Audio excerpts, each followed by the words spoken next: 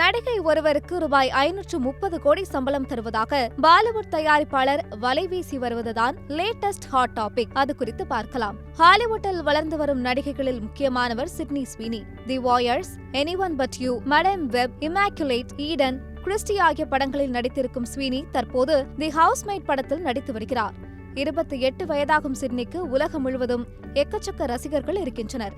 இந்த நிலையில் பிரபல பாலிவுட் தயாரிப்பு நிறுவனம் ஒன்று தங்களின் படத்தில் அவரை நடிக்க வைக்க பேச்சுவார்த்தை நடத்தி வருவதாக தகவல்கள் வெளியாகியிருக்கின்றன.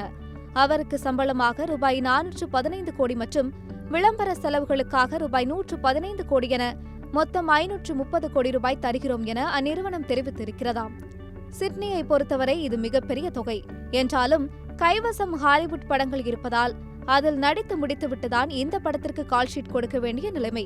எனவே இந்த படத்தில் நடிக்கலாமா வேண்டாமா என்று தீவிரமாக யோசனை செய்து வருகிறாராம். அமெரிக்க நட்சத்திரம் இந்திய பிரபலத்தை காதலிப்பது போல படத்தின் கதை வடிவமைக்கப்பட்டு இருப்பதால் சிட்னி ஸ்வீனி இதற்கு பொருத்தமாக இருப்பார் என்று படக்குழு கருதுகிறதாம். என்றாலும் சிட்னி தரப்பில் இருந்து இதுவரை படத்தில் நடிப்பது குறித்த அதிகாரப்பூர்வ தகவல் ஏதும் வெளியாகவில்லை. இதனால் இப்படத்தில் அவர் நடிப்பாரா மாட்டாரா என்ற கேள்வி ரசிகர்கள் மத்தியில் எழுந்துள்ளது. எனவே சிட்னி இந்த விஷயத்தில் என்ன முடிவெடுக்கப் போகிறார் என்பதை பொறுத்திருந்துதான் பார்க்க வேண்டும்.